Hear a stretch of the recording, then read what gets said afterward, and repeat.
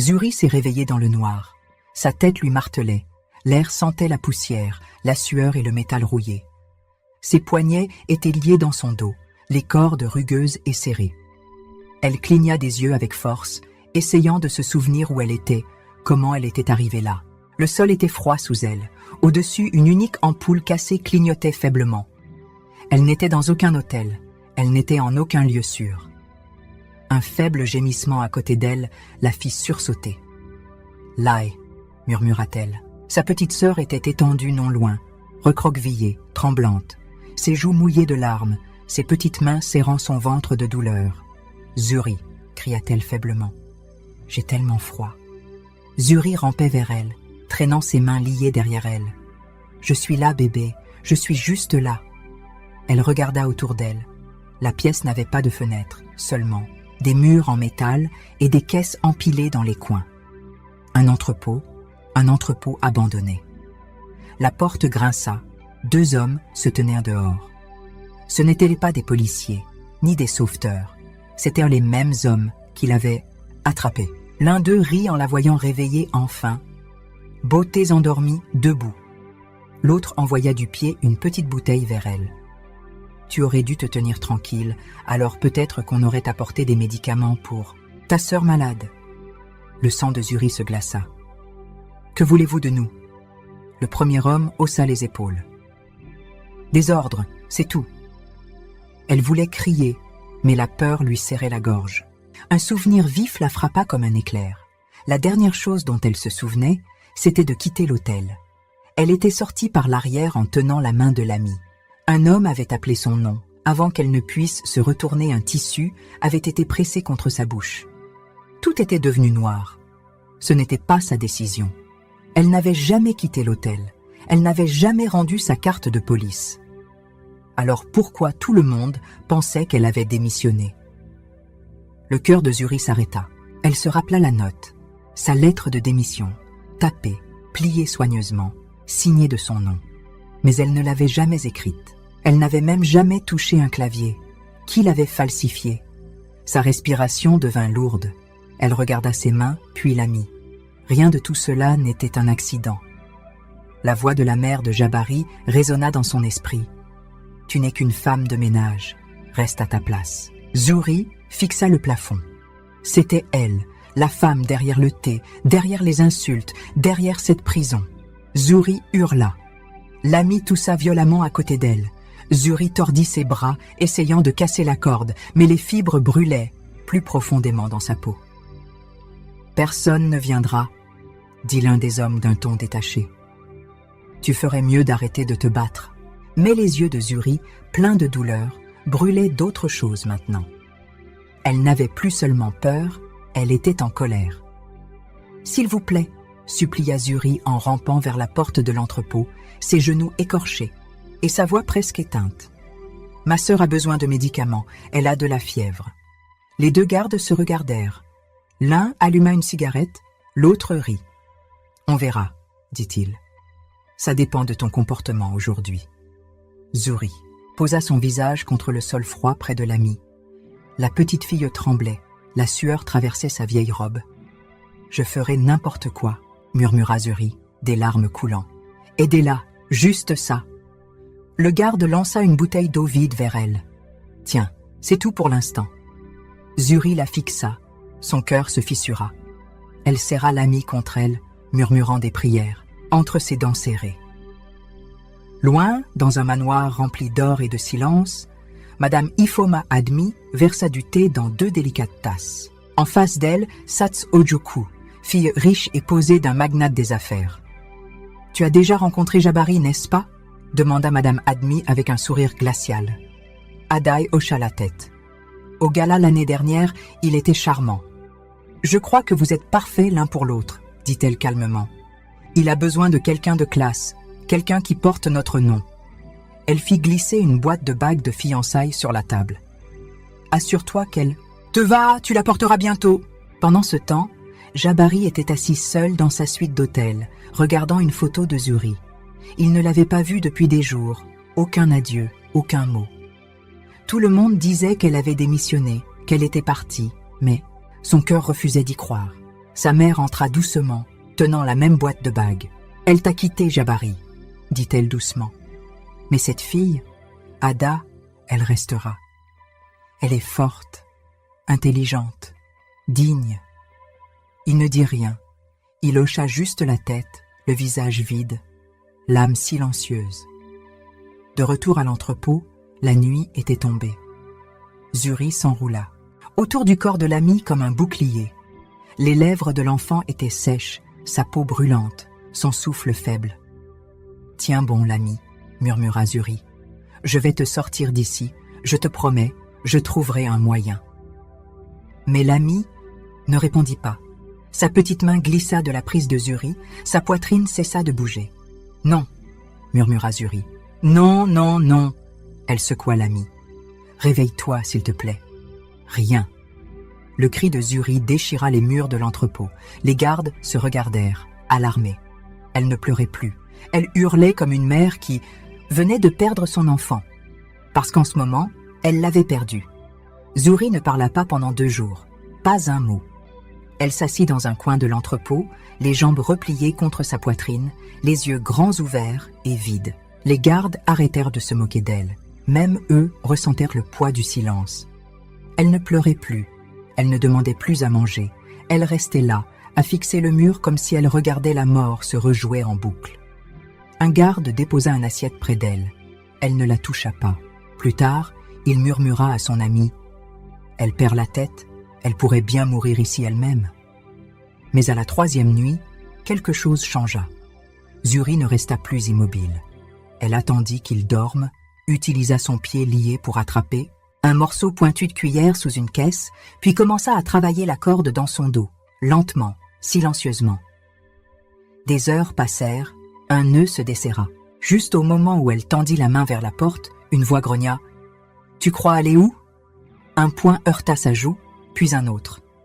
Ils ne la tuèrent pas, mais ils lui firent bien comprendre une chose. Elle n'irait nulle part ailleurs. Jabari se tenait devant un miroir, ajustant le col de sa tenue de fiançailles. La famille d'Ada préparait l'annonce à la presse. Les invitations étaient à moitié prêtes. Sa mère avait l'air satisfaite, mais Jabari ne pouvait pas sourire. Cette nuit-là, il rêva de Zuri. Elle pleurait, tendant la main vers lui à travers une grille d'acier. Il se réveilla en sueur. Le lendemain matin, il dit à son assistant « Je veux le dossier employé de Zuri ». Au bureau RH de l'hôtel, il examina les documents. CV, candidature, dernier salaire, puis la lettre de démission, tapée proprement, froide, mais la signature ne correspondait pas au reste de ses dossiers. Ses sourcils se froncèrent. « Ce n'est pas son écriture », dit-il. Le clerc haussa les épaules. « Ça a été soumis par un superviseur cette nuit-là. Vous devrez leur demander. » Jabari se leva, les mains crispées, et pour la première fois depuis des jours, son cœur se mit à battre plus vite. Le manoir était plein de musique et de fleurs. Des tambours jouaient doucement, des serveurs portèrent des plateaux dorés, des caméras crépitaient, des invités vêtus de dentelle et de soie entraient un à un. Ils étaient là pour les fiançailles de Jabari Adi, l'un des fils les plus riches du Nigeria, avec Adz Ojukwu, la fierté d'une famille fortunée. Sa mère avançait avec confiance dans les couloirs. Ses robes scintillaient comme la lumière de la lune. Elle souriait aux invités, serrait la main des dignitaires, prenait des photos avec joie. Mais Jabari manquait à l'appel.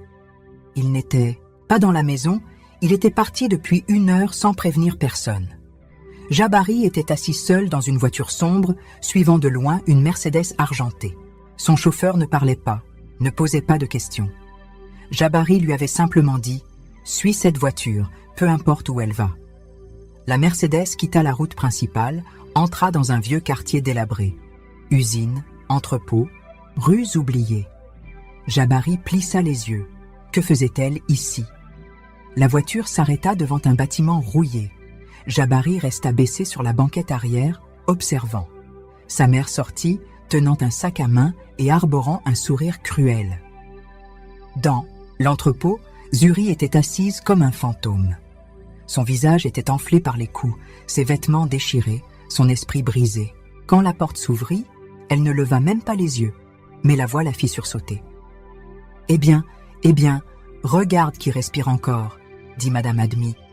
Les lèvres de Zuri tremblaient. « Pourquoi es-tu ici ? Pour voir ton visage une dernière fois ?» dit-elle calmement. « Aujourd'hui, c'est les fiançailles de mon fils. Tu te souviens de lui, n'est-ce pas ?» Zuri ne répondit pas. Madame Admy s'approcha, chuchota. « Tu pensais pouvoir me remplacer dans son cœur, idiote. Tu n'es rien. » Elle se pencha, les yeux perçants. « Ce monde n'appartient pas aux femmes de ménage. Il appartient aux héritages. » Dehors, Jabari entendit chaque mot. Il s'était faufilé par une porte latérale et caché derrière de vieilles caisses. Son corps était figé, son souffle coupé. La mère en qui il avait confiance, la fille qu'il aimait et la vérité indéniable, elle ne l'avait jamais quitté. Elle avait été enlevée et elle souffrait. Les larmes emplirent les yeux de Jabari. Son cœur ne se brisa pas, il se fracassa. Jabari n'attendit pas une seconde de plus. Il poussa la porte de l'entrepôt, ses pas résonnant sur le sol froid. Les gardes sautèrent de leur siège, mais il ne leur prêta pas attention. Ses yeux étaient fixés sur elle. Zuri. Elle était recroquevillée au sol, immobile. Son corps mince et meurtri, son visage enflé, ses bras écorchés et faibles. Elle semblait à moitié vivante. « Zuri !» cria-t-il en s'agenouillant à ses côtés. Aucune réponse. Ses lèvres étaient sèches, sa respiration faible. Une de ses chaussures manquait. Il toucha doucement son visage, la panique grandissant dans sa poitrine. « Réveille-toi, s'il te plaît. » Elle ne bougea pas. Il la souleva dans ses bras, la tenant comme si elle était en verre.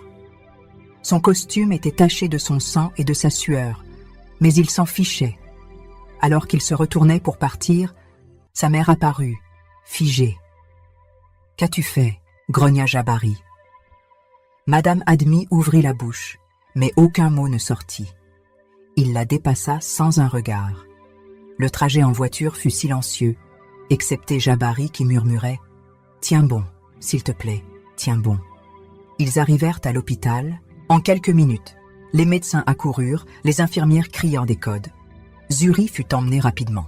Il resta seul dans le couloir, couvert de douleur, de culpabilité et de honte.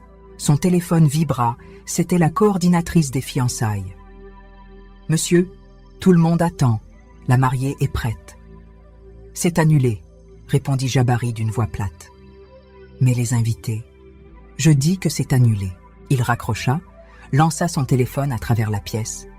Dans la chambre d'hôpital, Zuri était immobile, tube dans les bras, machine bipant doucement. Jabari s'assit à côté d'elle, la tête dans les mains. Il pleura, pas des larmes. Calme d'homme riche frustré, mais des sanglots profonds, déchirants, d'un homme qui avait perdu plus qu'il ne pouvait porter. « Elle a perdu sa sœur, » murmura-t-il, « et j'ai failli la perdre aussi. » Il se souvint du sourire de l'ami, du léger bruit de sa toux le jour où il était venu chez eux. Maintenant, elle était partie, et c'était à cause de lui et de sa mère. Il se leva lentement, quitta l'hôpital sans un mot. Le manoir était trop silencieux quand il arriva. Sa mère était assise dans le salon, sirotant du vin, faisant comme si de rien n'était. Il entra lentement. Elle leva les yeux. « Tu devrais te changer avant que quelqu'un ne te voie. » Jabari sortit un pistolet de derrière son dos et PM700 le posa doucement sur son front. Madame Admy laissa tomber son verre. « Jabari, je l'ai perdu à cause de toi. Pose ça. » Il ne cligna pas des yeux. « Tu lui as tout pris. Maintenant, je n'ai plus rien. »« S'il te plaît, » supplia-t-elle. Il la regarda, brisé, silencieux, puis lentement baissa l'arme. Madame Admy tomba à genoux, tremblante, les larmes coulant sur son visage fier. « Pour la première fois depuis des années, je suis désolée, » murmura-t-elle. « Je suis allée trop loin. » Jabari ne dit rien. Il s'éloigna en laissant le pistolet sur la table. Cette même nuit, elle alla à l'hôpital. Zuri dormait, pâle et faible, la peau meurtrie, les lèvres gercées.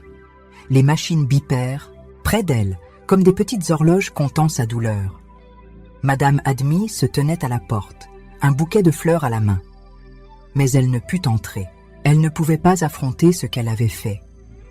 Elle posa le bouquet sur le rebord de la fenêtre, puis s'éloigna. Zuri se réveilla le lendemain matin sous le soleil et le silence. Ses bras lui faisaient mal. Son âme semblait plus lourde que ses os. Jabari dormait dans un fauteuil près du lit, le visage posé sur ses bras. Sa chemise coûteuse était froissée, sa barbe inégale. Elle l'observa silencieusement. Pas de haine, pas de sourire, juste du vide. Quand Jabari se réveilla et vit ses yeux ouverts, son souffle se coupa. « Tu es réveillée, » dit-il doucement. Elle hocha la tête une fois. « Je suis désolé, » murmura-t-il. « Je ne savais pas, je ne savais rien de tout ça. J'aurais démoli le monde pour te retrouver plus tôt. » Zuri tourna la tête. Elle ne pleura pas, ne parla pas. Elle demanda simplement « Où est l'ami ?» Le visage de Jabari se brisa. « Je l'ai enterré. Il y a 2 jours, » dit-il doucement, « avec des fleurs, j'ai fait en sorte. » Zuri ferma les yeux, ne dit plus un mot. Ce soir-là, Jabari la ramena chez elle, pas au manoir mais dans un appartement calme et sûr. Les médecins vinrent, les infirmières aussi. Ses blessures guérissaient lentement, mais son silence ne la quittait jamais. Elle ne parlait pas, ne le touchait pas, elle existait juste. Un jour, elle sortit sur le balcon. Jabari la suivit, se tint à ses côtés, tenant une petite boîte en velours. « Je l'ai fait faire pour toi, » dit-il. « Avant, tout ça, quand je pensais que l'amour suffisait. » Elle l'ouvrit. Une alliance en or reposait à l'intérieur. Simple, belle. Zuri la regarda, puis referma doucement la boîte. Elle murmura « La fille que tu voulais épouser. Elle est morte avec sa sœur. » Le cœur de Jabari se fissura. Zuri ne s'enfuit pas cette fois. Elle resta dans la pièce silencieuse. Jabari lui avait donné le lit, il était doux, les draps propres, la nourriture chaude, l'eau coulait librement. Les infirmières allaient et venaient, mais elle regardait par la fenêtre chaque jour avec des yeux qui ne voyaient rien. Il n'y a pas longtemps. Elle était une fille qui rougissait quand il souriait, qui rêvait d'amour, de liberté et de sauver sa sœur. Maintenant, elle était silencieuse, immobile, froide. Ses mains ne tremblaient plus, mais son cœur ne battait plus non plus. Jabari s'asseyait chaque nuit devant sa porte, espérant qu'elle parlerait, espérant qu'elle dirait son nom comme avant. Mais la fille qu'il aimait est morte la nuit où l'ami est parti. Ce qui restait maintenant était quelqu'un de nouveau, plus fort, plus calme, implacable. Zuri est-elle encore capable d'aimer? Ou choisira-t-elle la vengeance plutôt que la guérison? Détruira-t-elle la famille qui a détruit la sienne? Ou s'éloignera-t-elle de la douleur et de lui pour toujours? Ne ratez pas la partie 3. Zuri parlera à nouveau. Mais que dira-t-elle? Abonne-toi maintenant. Le feu dans sa poitrine grandit, et cette fois, elle n'a pas peur de tout brûler.